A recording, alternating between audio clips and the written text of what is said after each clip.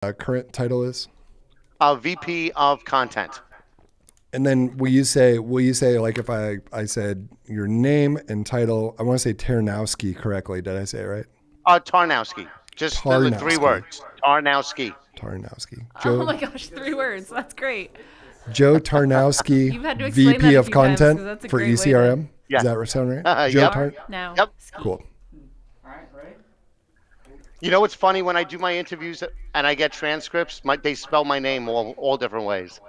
Well, we'll make sure that doesn't happen.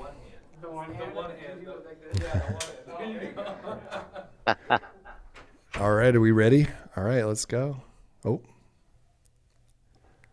Did you get the gulp? yeah. All right. So today on the show, we have Joe Tarnowski, VP of Content for ECRM. But Joe, how are you doing today? I'm doing amazing. It's been a really interesting week for us because we just launched an entire new initiative, which we could get into later on during the shameless plug. Yes. But so it's been a busy week, a lot of PR work, a lot of marketing work. And one cool thing is at this new thing that we're doing, I'm going to be doing a Q&A with Gary Vaynerchuk. And I will be joining. So yes. I'm working. Let's Everybody try and always asks squeeze me. in. Everybody always asks me like, "How do you get into these things or whatever?" I'm like, I annoyingly ask, and you texted me. I was like, "I went in," and you're like, "We'll see what we can do." I'm like, "That's how it works." You just asked. Yeah, you just asked. How'd you get this? That? Just I'm like, asking really is like a. I don't know. I feel like our generation maybe like I don't have that ability. Do you, Joe? Paul has this Joe ability where does. he Yes, does not care at all. 100%. He just asks. Yes, And I'm, because like, you never know embarrassed what to you're going to ask. get until you ask for it. That's And right. yeah, so Yep. Why is it that's so hard for me and for a lot of people? Because I don't think most people are like you guys. Yeah, I think where you that's just normal. can walk up to anybody and say, "Can I have that? Yeah. What about that? Can I be there? Can I go do that?" I just saw my mom do it all the time. You know, she'd be checking out somewhere and she's like, "Give me a discount, give me whatever." So like to me, it's weird that people don't ask, right? yeah, you have to, especially, I did sales for a few years, maybe 20 years ago. And, you have to have thick skin, get Yeah. used to getting a lot of Yeah. no's. But Yep. every once in a while, you're going to get a yes. And sometimes it's going to surprise you where you get it from. Yeah. It is. Yeah. It's like a fear of rejection, right? It's Yeah. just like dating. Yeah. Yeah. or So something. maybe Joe and Yeah. I have just been rejected so much we're okay with it. We're used to it. Yeah, it doesn't impact us anymore. I'm more It's of a great trait. Like I'm working on getting better at that. I'm more of a play the odds sort of guy, which Yeah. is how you landed up with me. If I asked her enough times, right, Yep. then eventually I had to So get like one. I'm Laura and you're Steve Urkel. You're saying there's a wore me chance? down. That's pretty much, yeah, it's pretty much. I'm a dumb Steve Urkel. Yeah, there you go. So Joe, before we go any further, would you please share with everybody what ECRM and RangeMe, just tell us about the company because, I remember learning about the company, man, what was that now? 5, 6, probably longer than that. And you can share the relationship with Bulu, whatever you want. We can edit out or hopefully nobody live streaming steals whatever.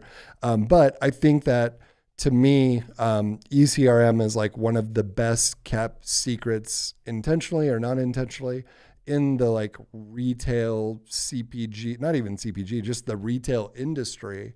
And once, we finally started answering some emails and I just kept saying, there's got to be a catch. There's got to be a catch to this. It's too good to be true.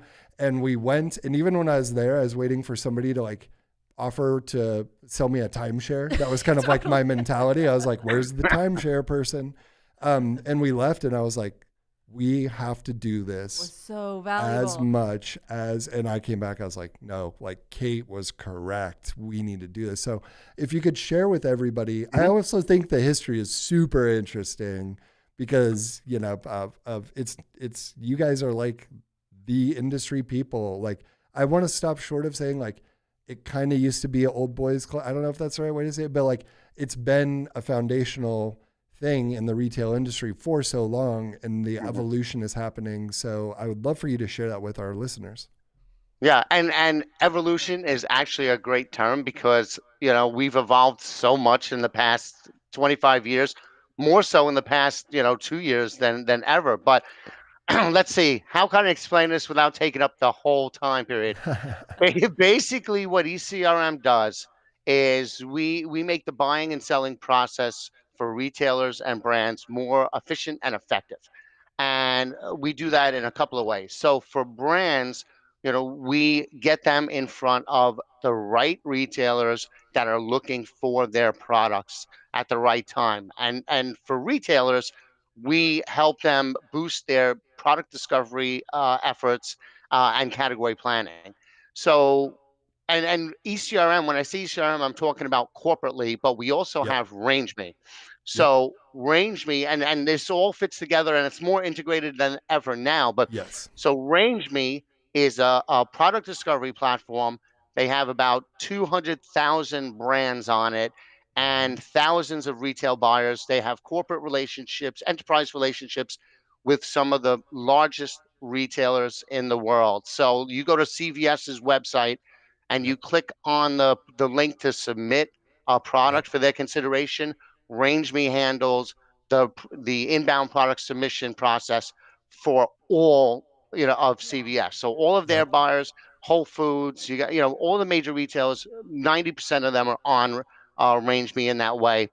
So think of RangeMe as like a LinkedIn connecting retailers and brands. So That's the buyers would go there and you know they can search through they automatically their dashboard is tailored to the categories that they service, but they could search the whole thing. You have all of the product details that the buyer would need to make a decision, and they could also request samples. They can start a communication with them. And then once they connect and engage, then they take that offline and do their yep. business. So now ECRM acquired RangeMe almost 4 years ago.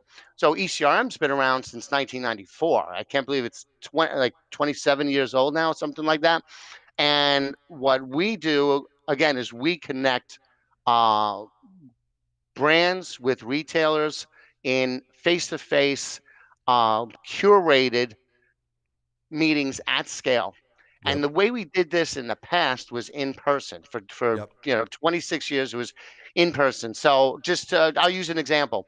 Let's say vitamins and supplements, right? Your Yep. bread and one your bread and butter there. Um, all of the suppliers that would sign up, that would register, it's very high touch and very high tech. So the supplier registers, they would get connected to an account client success manager who learns their capabilities, the categories that the segments that they reach, their distribution, anything that the buyer would need to know. And then at the same time, when buyers register, we are learning their needs and objectives. So then, based on all that information, they curate a very targeted list of appointments between the buyers and sellers, matching the suppliers' products and capabilities against the buyer's needs and objectives. So then they have that schedule, which is refined over time as we get closer to the program. So we have more than 100 category-specific programs. Basically, any category that's in a grocery store or a CVS. So health and beauty care, um, general merchandise, pharmacy, and then general. What did I leave out? Oh, food and beverage, of course. Booze. So yeah, Spirits. so Sorry, spirits. yep, that's under food and beverage. So we have a few of those now. And so traditionally, what we would do is we'd have a hotel. We'd take over a hotel. And again, this is all technology based. Yep. All the meetings, everything is put together with the help of our staff and the technology. So then the suppliers would get meeting rooms. So either 20-minute meetings, 10-minute meetings, or 5-minute meetings. The 20-minute meetings would be we take over a room, a bedroom, take the bed out, put a meeting table and display tables there. For the Which is 10-minute weird if meetings, it's your first time going to one. You're yes, like, wait, you yeah. want me to go into a hotel room with Walgreens? We're quite literally getting in bed with them right now. Oh no, you got Yep, rid of the you're bed? going Okay. into I guess it's a bedroom. It's a Yeah. room, every kind of room basically. So and then 10-minute meetings, we'd have 10 by 10 foot, a ballroom with 10 by 10-foot booths, and then again a meeting table and display tables. And then the 5-minute meetings would be in a ballroom and it would be tabletops. And so the buyers on their schedule will go from meeting to meeting to meeting to meeting. Yep. So everybody gets their full time, you know, everybody gets a private conversation. So we're putting these suppliers in front of buyers at scale. And, to get 40, 50, I don't know, how many meetings did you have during, I've done 1 90 week? before. I've done 90 90, yeah. before So to in do like that, 3.5 days. exactly. So that's the thing. So now so that's a kind of very basic description. There's a I'm lot gonna of th- I'm gonna throw at service behind you it. my. Can I give you this to steal? Are Sure. you ready for this? All right. Yes. And correct me if I'm wrong. ECM and RangeMe are ECRM.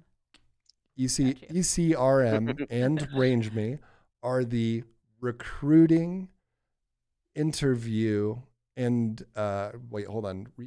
It'd be ECRM and RangeMe are the recruiting, introduction, and interview for your product Basically. to get hired on shelf or something like that. Yeah. I mean, we're given a platform for them, And then, where RangeMe's 24/7, 365, and then our sessions are very targeted. We kind of time them when the buyers are doing their yep, category reviews yep, when we can. So, in a nutshell, that's what we do. We really enhance the buying and selling process. yep, We make it very targeted, and it's very high touch. And now it's extremely high tech because with COVID, obviously in person, everything in right, person canceled right. everywhere.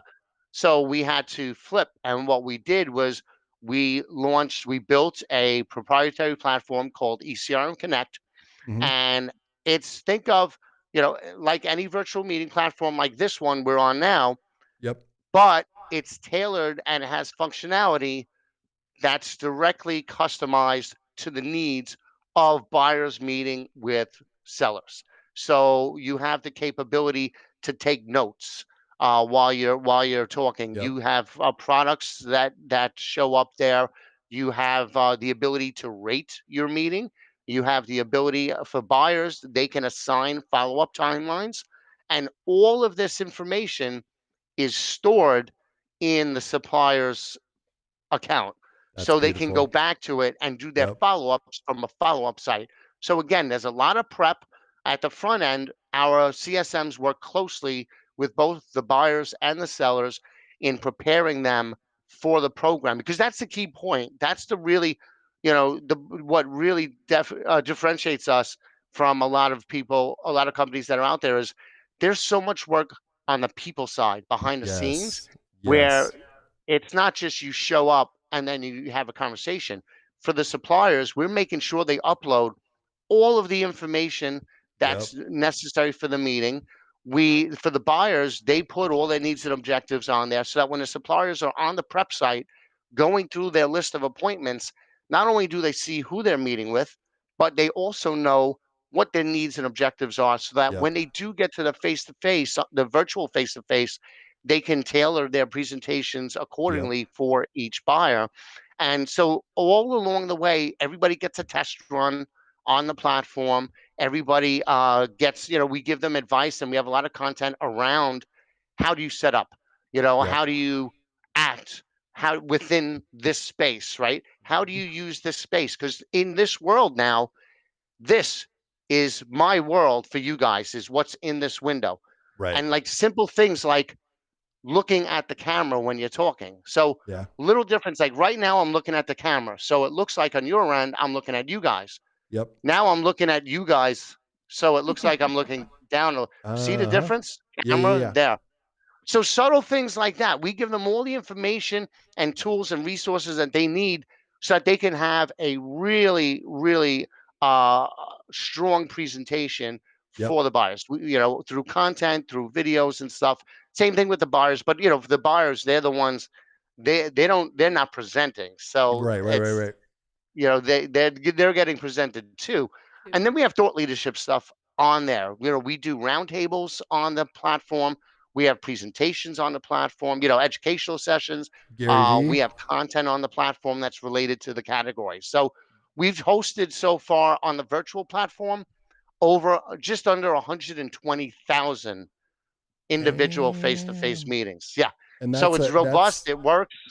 yep. And that's like the Gary V thing. And I feel like the unique or a big differentiating factor is like you guys have just been doing it for so long. Like for Yes. that's the thing that I noticed was like, whoa, they know that person at Walgreens on a first name basis. Like, whoa, they're Mhm. pushing me to connect with, and that I think has been a huge differentiating factor. And on the content thing, I'm going to fast forward here because I want to make sure that we get some Yep. good insights from you. So I think a lot of our listeners, one, when it comes to ECRM and RangeMe, they would benefit a ton to find out what products are out there. It's like where the newest stuff is. So if you want to, sample in a subscription box or do whatever it is, like that's a great place to go. But will you tell us a little bit about your off the record, not quotes, it actually is off the record, your off the record interviews with, I know you're doing like 10 to 20 different retailers and you're collecting their insights and you're providing that back. And I think our listeners would gain a ton of value if you could share with us some of the most interesting, whether you wrote about them or not. Maybe you can share some stuff that you can't in your Sure. print. But like, what are the things that Walmart's saying? What are the things that some of the biggest CPG brands, vitamin supplements, and I think our users would be really interested, and particularly if you hear anything about like Amazon or Shopify or kind of like more leaning towards e-commerce and logistics, Mhm. there's got to be some good nuggets you could share with us. Sure. So a little background on that for everybody. Before I came with onto ECRM, I was in the trade media. I was an editor with trade media. I was with Progressive Grocer magazine for 14 years. I've written for most of the retail trades out there: Convenience Store News, Store Brands Magazine, Retail Leader, Convenience Store News, and I still write for Drugstore News and Chain Drug Review and a few others. So now, when I joined ECRM, my role was to create content that delivers value to our audience. And, basically that would help our suppliers and buyers do their jobs better. And one thing that I realized, and I don't know why it took so long to realize this, is that originally I was doing like individual interviews of, a buyer here, a buyer there. But once we launched the virtual platform, I was like, wait, I got a whole gold mine Yep. here and I could just set up meetings for myself. So what I Yep. started doing in February was working with the teams to schedule 20-minute meetings with me and buyers, ranging from the big guys to the little guys and And e-commerce. these are like the people at Walgreens that buy, the people Yes. at Walmart. These are like the retail buyers that Yes. like there are some subscription boxes that are entering the retail market. There's a lot of our clients that have products that don't just go e-commerce, but they also go on the shelf. And like this is information that might help them talk to those people to get on the shelves, which is what a lot of folks want to do. Exactly, exactly. So I figured, I started scheduling from 12 to 15 um, interviews for each session that I Yep. participate in. And I would have killed when I was an editor to be able to interview Oh, 15 you're retailers doing for the research categories. for us. You're doing the Yeah. research for us. So, and it's very casual. I tell them, I let them know right away, this is off the record. I tell them it's the easiest meeting they're going to have all session. Right. Right. And by the way, those of you, you'll hear me say program and session. We don't really refer to ourselves as an event company because we're completely different than It's like a not close. Yeah. traditional trade show. It's very highly curated and all that. So you'll hear me say program or session. That's what I'm referring to as one of Yep. these things. Yep. So I would get to the buyer would come on the platform, and I would let them know, hey, this is off the record. I'm just here to pick your brain about what's going on in the category, and I'll get information from them. And turn that into blog posts. Again, it's in the aggregate. So Yep. I may get some quotes, but I'll get approval for them. So, but some really interesting things. I'd say I've done 6 of them already. Yep. I've published 4 of them. I'm working on the 5th one now. But I'd say one of the most interesting or overall learnings that I've gotten from all of these is how the halo effect of COVID and how that has just changed Right. everything across Yep. categories. I mean, Yeah. obviously everybody knows in the beginning, March, April, May, everybody switched to e-commerce, and first Right. there was grocery and the staple items and the toilet paper stuff, Yep. but then there was a shift, right? We're home for months, and if then other categories became essential, right? If you're a mom with kids at home when you're trying to work from home, well, then toys became an essential category because, Yeah. right? For yeah, right. You got two kids at home. You're working at home. So how They learned how important to were use the toys to you iPad guys? real quick. They learned how to use the Yes. Well, iPad and real quick. Oh consumer tech man. too. Daddy, Yep. can I So download this? Sure. games, toys, games. Look, my parents. It's funny. I put in my coverage from our toy category um, program. I used a picture of my parents with a puzzle because they did 23 puzzles already during over the past year. Wow. Now he's moved on to model airplanes, and my mom Nice. is doing some Cool. knitting and stuff. But it's just all of that kind of stuff. Now it became essential for that second phase. But Yep. and now where we're getting into, we're starting to open up and all of that. But again, e-commerce has been a steady thread throughout Yeah. all of that because they don't want to visit too many stores. They Right. got used to buying stuff. They never would have Exactly. thought they were buying their center store items online, and they're used to it, and now they love it, and they don't And they're want to trained. go They're back. trained. Yes. And it's like, you know what? It's so easy, especially like if you're an Amazon Prime member or VitaCost, I think is if you belong to or Thrive, if you belong to these different e-commerce sites and you're ordering from them, it just gets too easy. So Yep. everybody's had to step up their e-com game. If you Yep. anybody who was already um, who wasn't doing curbside pickup had to do it Yep. just as a retailer to survive, and then people just got so used to it. For me, I'm getting orders all the time because it's really too simple, and just to go and run downstairs and pick it up. So it's really changed the way people shop.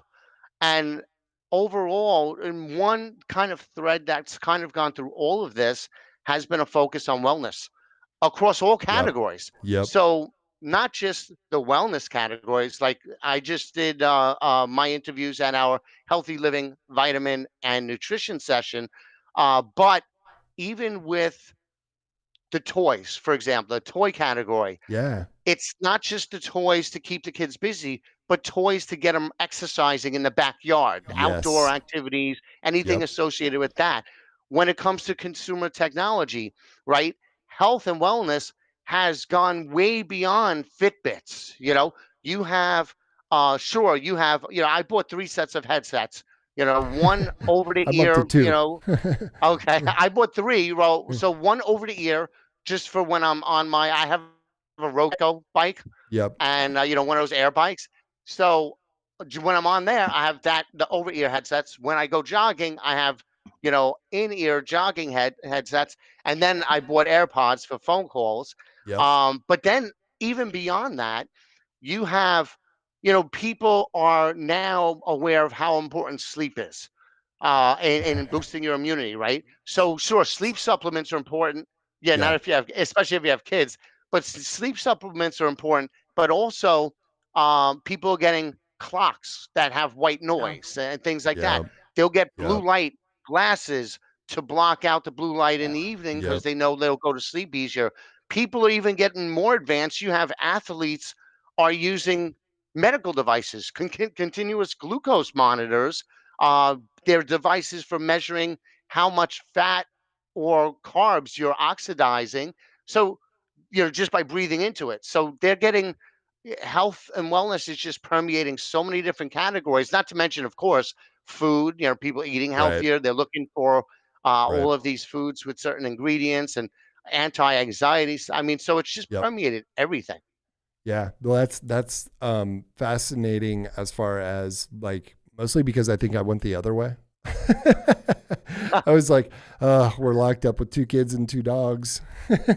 Stephanie's like, yeah, yeah, yes. But yeah, I mean, what I think that I believe, I don't believe we're ever going to go back to how it was. But I also don't believe that's negative. I think a lot of people, I'm like, maybe the world was just operating too fast, right? And we were in an interesting position where we were doing innovation for large retail brands, which we still will do on a per case basis. But what we saw was a lot of the small to medium sized businesses, they were like, oh shit, how do we get this out faster? And a lot of those companies that we were working with, they're like, hey, we love this whole thing that we're working on with you, but right now we just got to get toilet paper out the door, right?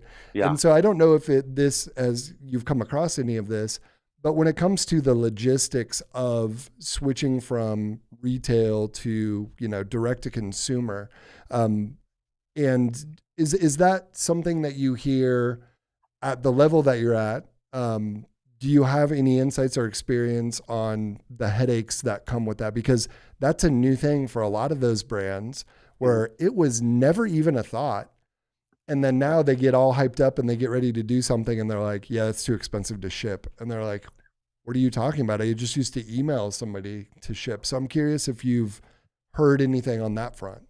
Well, there's two different directions. So you have some that were, used to being in the stores, and they're trying to bump up their e-commerce game because they had to, or it was to Right. their benefit. So, they have to get used to not only building that whole infrastructure for on the logistics sides, but also the content around there. How are they going? Right. They have to be more social media savvy, and if they're going to go direct to consumer, their marketing has to really be beefed up in that It's a area really good too. point. Yeah. Yeah, so they need to you need both areas. You need the logistics, and then you need to market a lot more in a different way than just throwing a TV ad or something, something like that.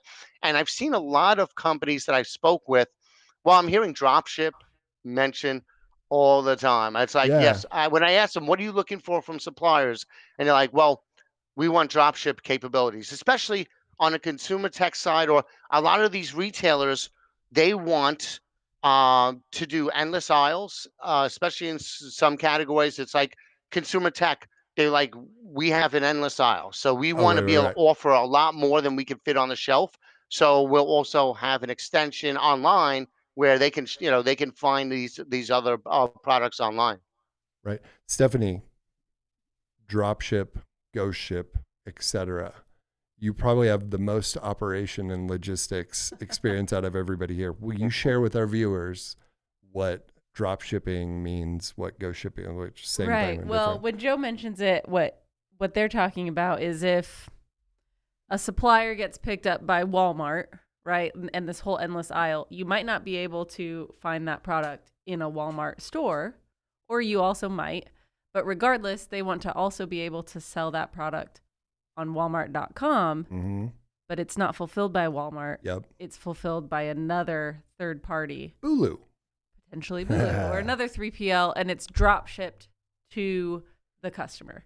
So the order from Walmart gets passed to a different fulfillment center to be shipped Yeah. to the. And then you customer. layer subscription on that. Yep. And your problem is now potentially forever, or your challenge with that is potentially forever, right? There you go.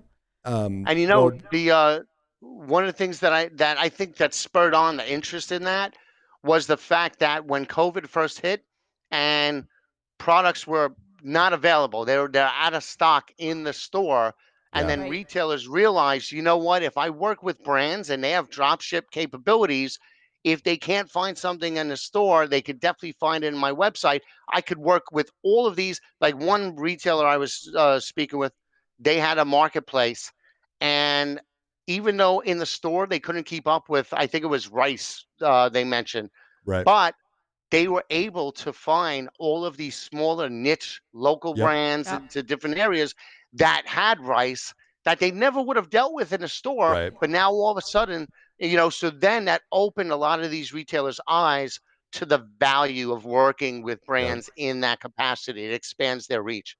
Yeah. Yep. And from a consumer demand perspective, we've just been raised by the Amazon world, right? And Amazon, you can find anything you Right. want on Amazon. And so I think the expectation is when you go to a lot of these other bigger sites like Walmart, you have the same expectation. Like I should be able to Yeah. find just about anything I Right, want, right. right? Yeah. I find myself And the going. free shipping they're getting used to. Yes, and Oh, free shipping I expectations. always say for sure. Zappos level customer service and the ability to search like Google and the like delivery and return of Amazon. That's kind of the expectation for all of us consumers out of anybody, whether we say it or not. And that is hard when you're not, one of those entities, right? I find myself more and more going to Amazon before Google, which is crazy, but that's the reality, right? And I might not even know what I'm looking for, right? Like my kids have a fish tank and we go catch like fish out in a creek and we throw them in there. And I'm like, wild fish food, is that What a do I thing? do? And I'm like, oh, that is a thing. And then I'll grab the product and then I'll like go search other websites and I'm like, oh, it's on, CVS. Who would have ever thought about that for a fraction of the price, right? And so, yeah, but it's crazy. I think when I think about, my Lord, what was it? Probably 10, 20 years ago, we were really pushing the e-commerce thing and it was always kind of like, nah. And I almost feel like up until COVID, it was still like, we'll get to that. And then, COVID just amplified that by 1,000. And then now what we're seeing is like, that's all getting set up, but oh crap, how do we get it to people, right? I feel like that's where we're at. And one of the insights that I want to share with our listeners is that, there is nothing holding you back from reselling your inventory. So like we work with a lot of subscription box folks or people that are kitting products together. And, there's nothing holding you back from, let's say you're doing a food box and there's rice and you're doing your subscription box and all of a sudden you have like, a ton of rice left over because you had to purchase it at whatever number. You can go sell that to these companies to resell. You can sell it as an individual item on Amazon. You can sell it on your own website. And I think a lot of times people, when they're buying things to put kits together, they really try to get the volume levels all the same. And inevitably there's excess or they're short. And it's always an afterthought of like, oh, I can go resell whatever I don't need somewhere else. And that's where I see a big value for our listeners thinking through that, right? And we've built marketplaces for people, right? So almost like a closeout marketplace, kind of like. Yeah. And it is something that a lot of the successful ones do. But we built or helped build Lunarly.com. Mm-hmm. And if you want to share that story, I think that will be helpful, like the marketplace build out and stuff. Yeah, and we refer to it as a marketplace. It's really just their e-commerce site, but we refer to it as the marketplace just to differentiate from the subscription box portion of the site. But yeah, to monetize some of the excess and overstock inventory from the subscription box. Or sometimes, because we've attended ECRMs seeking out really cool products to include in Lunarly and the other boxes that we work on, we'll find a really good product that we love and it doesn't quite fit the needs of our subscription box, which are limited to budget. It's limited to actual size, all sorts of things, but they have a sister product. Right. So we will build a marketplace. That's where we sell excess and overstock from the subscription box, but it's also where we can put other products we're discovering and we love from some of these partners who have sister products that we know our subscribers will really love, but for one reason or another, unfortunately, wouldn't work in the actual box. Right. So. Right. And sometimes taking it a step further and going like, hey, we sold this box. Everybody loved this. I'll just stick to rice. Everybody loved this rice. But that company only wants to sell that rice on their own website and on Walmart. I think people also forget a lot of times you can call them up and just say like, can you private label that for us? And they're like, no problem. We do it Kirkland already. We'll just change the label for you. And all of a sudden you have your own branded like rice, just what everybody always wanted, right? Their own branded rice. I'm going to do Tarnowski rice. Yeah. There you go. Yeah. I like It'll that. It'll be a little spicy. It'll be a little spicy. And then we're going to put a little prize on the inside. A little sweet. Like a little, spicy. Yeah. Like a little, like a box of cereal, right? I can see it now. Okay. I want to come back to Cracker Jacks. Yeah. Exactly. A prize inside. Joe, you mentioned that when you're talking with suppliers, one of the things that or excuse me, when you're talking to buyers, one of the things they've mentioned that they want from suppliers is drop shipping. I'm curious, what other things are buyers expecting from a supplier across all categories, not just that it's a good product, right? But, what are, in terms of growth or like unit economics, anything like that you're seeing as kind of a common denominator for what buyers expect out of The check boxes, if you will, Yeah. right? Well, I mean, it varies from buyer to buyer, but from what I'm hearing, and I ask them a lot, what do they want to discuss with the buyer? What do they want the suppliers to talk to them about in their presentations? And they often want to know what kind of support they're going to get on the marketing side, Yep. on the whether it's demos, whether it's trade spend, advertising, social media advertising. They're always interested in a lot Really? more Huh. increasingly. Yeah, because they want to know how are they. You know, we all know. Bottom line is the buyer. Sure, they may be interested in the product, but even more importantly, they're interested in their category Right. and driving the success of their category. So every supplier, a lot of them, it's like that. My baby's the prettiest. My baby is the best Right. looking baby. Right. They're all in love with their babies. But when they're talking to the buyer, it's got to be, what am I going to do for you? How am I going to help you grow your category? So, it may be in terms of exclusives. It may be in terms, they may want customized packaging, maybe exclusivity just for like a certain area or some of their brands. Anything that's going to give that buyer the edge Yep. over their competitor down the street. Yep. Here's an example on the food service side, but it's a little different. But I was talking to one buyer at a restaurant. I think it was in Chicago. Really cool name, Furious Spoon. It was a ramen place called Furious Oh, that's Okay. Spoon. great.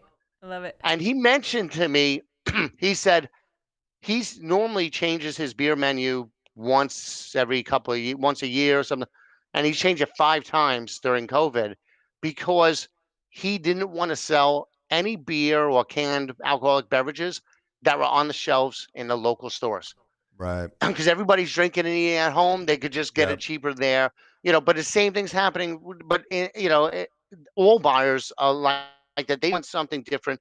They want to be treated differently. They want a true partnership. But Right. basically, the supplier should come to them saying, here is based on my research. And if you don't research the buyer before you meet with them, don't even bother because Right. the Right. last thing you want to say to a buyer is tell me about your company. Right. Right. But the Right. ones that really succeed are the ones that go in and say, listen, I've been in your stores, I've checked Yeah. out the Yeah. category. We notice that you have a little gap or some white space Yep. here in this area. We can help fulfill that. We could do it this and this and this to support it. We have a Great. great social Such media valuable info. community, a lot of followers in your area. We can do demos and tie it to the social media things. But as far as I don't have a lot of conversations with them about the units that they're Yep. expecting, but Yep. obviously they do have a threshold for that. There's a certain expectations in how much movement they're going to get because when you think about it, they're doing it's a lot of work to cut in a new product. You got to remove something else and then put that in. So there's a lot of work behind that. And then on top of that, that product's got to sell. Right. So anything that you can come in to really support the movement of that product is going to help out. Are you So, seeing? Good. okay, I have a follow-up question. Yeah. On the other side, how does ECRM go out and attract or recruit some of the most new and exciting suppliers to attend your programs or your events? Sorry, you don't call them events. Your programs and sessions. Because I assume, buyers aren't interested in going and hearing from the same old people every time, and they're expecting ECRM to bring new and exciting products to them. So how do you guys go about that? They don't want to hear about Yep. Tarnowski rice. But there's a I think they might. there's a prize on the inside. It might be a razor blade, but it's That's a what prize. Joe's just gonna call his 20-minute interviews for his for his content. He'll call it Tarnowski Rice. Tarnowski Rice. That's a cool name for The old it's a bait and cool switch. podcast name. There Tarnowski you go. Rice. Yep. Well, we get and you're right. A lot of these buyers are constantly looking for new product innovations. In fact, since we went virtual, we have 25% more buyer participation from the tier one retailers than when we were in Whoa. person because Whoa. they can come to more. For example, there's one grocery chain, a big regional grocery chain. The buyer would come to 2 or 3 programs a year in person. She's already been to 8 Oh since man, May. how much money is everybody saving too, right? That's Yeah. crazy. Well, the first Joe, you meeting better be is asking for a always raise now. yeah. Yeah, it's amazing. Well, not only that, what's also the most precious resource to a buyer? Time. Right. So it's the money that they're saving in traveling, and for the brands, they're saving money too. But the buyers are saving so much time Yep. and I always ask them, about where they see the future of virtual, and they're like, the first meeting that they do with any new vendor is always going to be virtual from now on, whether it's on ECRM Connect or whether it's on their own, Zoom Yep. or Teams or whatever. The first meeting they do with a new vendor is always going to be virtual. And then if it progresses, they'll do the in person. In person. But yeah, so it's Interesting. it's it's really changed. But the way we get these suppliers in, a couple things. One is that wonderful content that, Yeah, of oh, course, I'm The sure. beautiful no, content that Joe produces. part of the content obviously is to drive traffic, but also don't forget that's where the whole integration of RangeMe and ECRM comes into Sense. play because a Right. lot of the emerging brands at the very early stages, they start with RangeMe. They get Right. on there, the basic Yep. profile is free. So that's a wealth. That's why they have 200,000 brands. So once they're in the RangeMe ecosystem, that's when they start learning about ECRM. And then they'll come into ECRM, and then we'll have several different things. In addition to the programs, we have what we call efficient supplier introductions, which is kind of in the middle ground between between RangeMe and our sessions, where that is instead of one to one, it's a one to many. So Oh. we will get a panel of 20 buyers for the category, and the supplier will have 10 minutes to present to all of them at the same time. So Oh wow, it's Shark yeah, Tank or something. exactly, yes. Yeah. And we've had a lot of success. Brands have had a lot of success with those, That's and awesome. and so they'll come in from RangeMe, and then they'll dip their feet in the water either with a efficient supplier introduction or with the 5-minute meetings at our program, right? Because it's a lower, there's 3 different tiers. So, but the new thing, and here's the shameless plug, what we just launched this week to kind of, to your point, to bring these smaller brands to reach a bigger number of smaller brands and get them into this ecosystem, help them get discovered by these retailers, is we just launched what we call our global market. So our global Mhm. market food and beverage launched this week.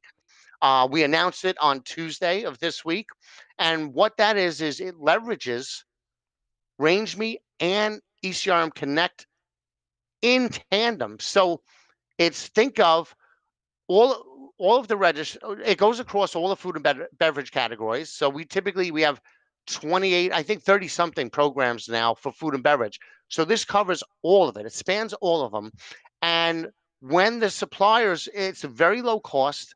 If you're a existing ECRM customer, it's $250. If you've been to one of our sessions in the past year, if you arrange me premium, it's $500. Otherwise, it's $750. But what happens is when you register and you build a profile on RangeMe. So once everybody registers for that, so you'll have a section of RangeMe that's dedicated to the global market. Yep. And same thing with the buyers would register for that as well.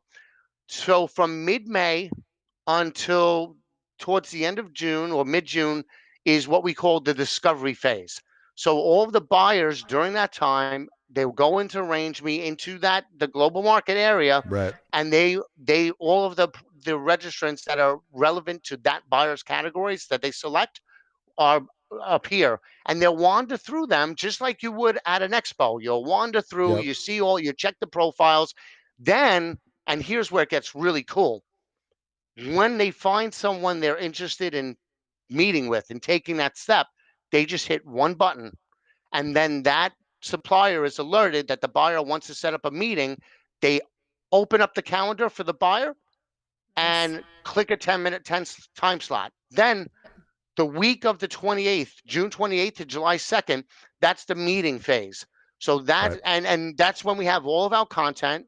We have probably like 10 different educational sessions. My Gary V thing is going to be there. But during that time is when all the meetings take place. So it's a seamless experience. They don't have to schedule it on their own. They don't have to use their own technology or some third-party technology. Yep. They click it, they schedule it right from the platform.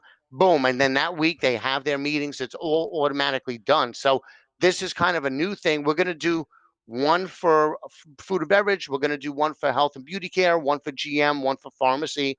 We're looking to do a few of these a year, but this is to your a long-winded answer to your question, Stephanie.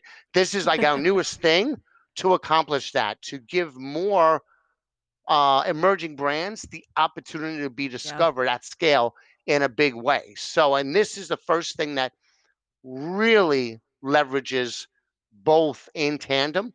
And then there's a couple of other things that we've been doing that virtual has opened up the possibilities for that we couldn't do in person, and that's Yep. ad hoc meetings for retailers. So Meyer and Schnucks last year both launched their first supplier diversity summits, and it was through us. They did it where you would register through RangeMe, and then the buyers would go and select which ones they want to meet with, and then they would have meetings on our ECRM Connect virtual platform. Oh, that's great. And yeah, and we could do it on a dime if Yeah. like for Oh, example, Staples. Uh-huh. Is that, just to clarify, is that, so that is for large retail brands Yes.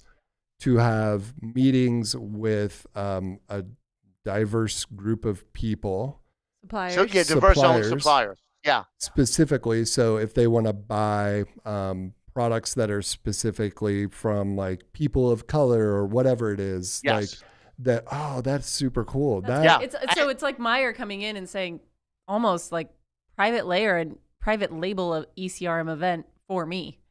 Yeah. And me Here's alone. another example. We did it with Staples. Staples wanted to create in their stores a section just for remote learning and working, just all of the tools they need. So we put together a custom one, put out the word in RangeMe in the, Anyone in press remote? releases Nah. saying anybody, we have a custom session going on with Staples. So again, they all registered, they all signed up through RangeMe. Then the Staples buyers looked through, selected which ones they want to meet, and then we set up those meetings on our platform. And we could do that for any retailer, anytime, for anything they want, whether they want to do a specific category or a type, American made, USA made things or stuff like that. yeah. Yeah. Does the retailer have to be like, maybe here's my question. What qualifications are required for retailers and suppliers individually, if any? Well, for the retailers, it's typically our larger retailers, the ones that we have. Our retail team deals with the large retailers, and then the category teams deal with the smaller and medium size. Mhm. So it's typically that's a service we provide to the larger retailers. The suppliers, they pay well, no, they register through RangeMe, so they open a basic profile, Yep. and they through that link, and then they're on there to be considered. I Right. don't remember if there's a fee like for the meetings. There might be, but I'm not sure. I know we've done some where there was a fee, but for the supplier diversity ones, I don't know. I couldn't tell you. Gotcha. I could find out. But basically it's, we're doing this as a service for the retailers. They want to launch these new things. They want to turn it around quickly. We can put it together like that for them. Put the word out in the press and on among all of ECRM's lists and RangeMe's lists, and then we just get a bunch of people applying through RangeMe, and so it really opens up a lot of opportunities for just being discovered, and Yeah. it's worked out really well. So I'm going to use like a bit of a case study just so I can let my thick skull absorb all of this. Um, there's a company that they're local here. They're called Pacha Soap. They are a phenomenal soap company. I can't say enough good things about them. They actually go and build farms overseas to make sure that everything's fair trade. And they do a lot of business in like Whole Foods, but they also have their own e-commerce website where they sell as well, right? And so if I'm a Pacha Soap and I sell my own product through my own website, and I'm also looking to expand in retail, would I be able to use ECRM and RangeMe to both look for product for me to sell on my website and take my own product and go sell to suppliers? So in other words, they would be a buyer and a supplier.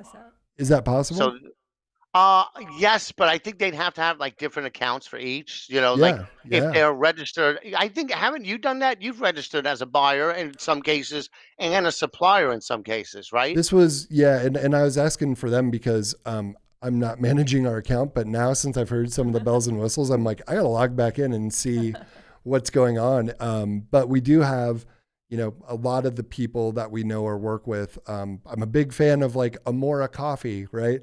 And I would love to see them in other areas or recruiting other, products to sell or whatever it is. And so, as we're, working with some of our clients selfishly, I'm like, what is a value that we could bring back to them? Not just saying you got to try this thing, but you can, get onto retail shelves, which is phenomenal. But also you can, look for products to put on your own website, because I think especially with COVID, that's like a very large chunk of businesses right now, right? They're trying to expand their portfolio, but they're also trying to like get into retail shelves. Yeah, and we do have sessions that are related to contract manufacturing, where the suppliers that at our regular sessions are the buyers. So I Yep. think we have contract manufacturing for health and beauty care, for vitamins and supplements. So it flips. So then all Yeah. of a sudden, someone who's a supplier at our health and beauty care session is now a buyer at the Right. contract manufacturing for Yeah. health and beauty care. So yeah, we do give people in that situation the opportunity to meet with suppliers for them. Packaging, we do one for packaging, or ingredients, things like that. And if I signed up, correct me if I'm wrong. It's been a while since I managed those things. I I know. just would show up, right, and somebody did all the work for me. I see Marcus now on Okay, yeah. the Well, he's much better looking than I am. So, but yeah, but he's got to look at the camera. I sent him a text because he was we do observations, right? Observations of meetings to make sure everything's going well, that the Right. sound is okay. So we'll jump in and out, silent, like they can't see us. We'll just peek in it. And if there's an echo or something, then we'll jump in and say, hey, Right. listen, you might want to use a headset. It'll sound better. Right. But I saw Marcus on one of them, and then he was looking at his screen, at the people on the screen. So I took a picture of him and texted it to him. I'm like, look at your camera. Yeah. Throwing him under the bus right now. He's like live stream going. I had to. I couldn't resist, Marcus. No. Sorry about that. If anyone can take it, it's and would you, if you sign up, does everybody get like a customer success manager? I'm sorry, whatever, CSM, I think is what you call Everybody. it? Well, for Okay. for ECRM, it's super high touch. Again, it's the people Yeah. that really, even though it's all virtual meetings and it's super high tech, it's super high touch too. So Yep. every single person that signs up for an ECRM session gets a live dedicated person that gives them all the information they need, that works with them, holds their hand through the whole process. And it's, they know they can just call that person and Right. anything is answered. And even during the virtual session, we have like 5 or 6 people watching a dashboard for the whole session to Right. make sure everything's, if someone hits the contact support button, we're literally in there in 2 or 3 seconds. Yeah. And if we see a red flag, and they're proactive. So they see on a dashboard, if a meeting's going on and only one person is in the room, they'll jump in and say, hey, did your buyer show up or did your supplier show up? If not, we will call them, we'll text them, whatever, and get them into the meeting. And then if for some reason the buyer, it's 100 different Wi-Fi's, 100 different, computers. Right. If the buyer's Wi-Fi drops out and they miss a meeting, we'll just reschedule it. Yep. So nobody misses a meeting ever. Love Yeah. it. It's such a valuable tool. I mean, it's like this. I mean, from the supplier side, it's just the chance to have that many introductions and that many meetings. Yeah. And It's a no-brainer. Yeah. even if you leave and you're like, okay, I didn't land any deals, Right. right? I'm not on shelf. Hopefully you asked why not, right? Right. Because that's just Yeah. as valuable. Now you know, okay, I know that I need to go work on setting up some drop shipping relationships. Right. Mhm. That was my feedback. Yep. I know I need to go work on X, Y, and Z, and you work on Yeah. that over the next year or whatever it is until the next session, and then Yep. hopefully the next one goes even better. Yeah. And it's just invaluable. And And that's the where the notes comes in. You take notes, and Right. then the next year you go back and you're like, listen, last time we spoke, you mentioned that I need drop ship capabilities. I'm working Yep. with Bulu now. They're helping me. That's So right. that's right. So see, got to throw that in. Yeah. Yeah. So, now let's get it done. And each time they do it, they get better at doing it, right? I'm sure your first sessions, your first meetings were much different than after 5 years later. They were so bad. They were so bad. It was my first ECRM experience was like zero preparation. I had luckily had somebody with me that did all the classes and the preparation and all of that stuff. And we got into the room and it was like looking around. And then at lunch, I remember being in a complete panic and going like, I need to go like write up some thing, just have like a little bit of a script.